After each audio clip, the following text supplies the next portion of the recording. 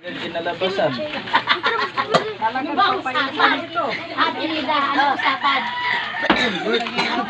Papaitan. Maangal sila. Di ba papaitan? Di. Sabi nila magluluto papaitan ng pulutan. Ayun, mapait na nga yun. Mapait pa naman yung pansin. Ang dami na, no, ganyan ang kada. Ang dami sa plastic. Wala sila kung maubos na yan. Kasi palagay ko dapat ng konti lang.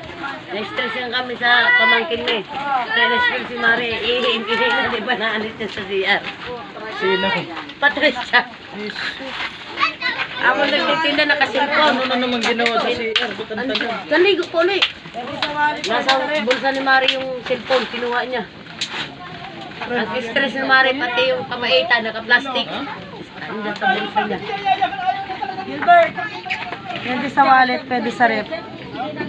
Pwede sa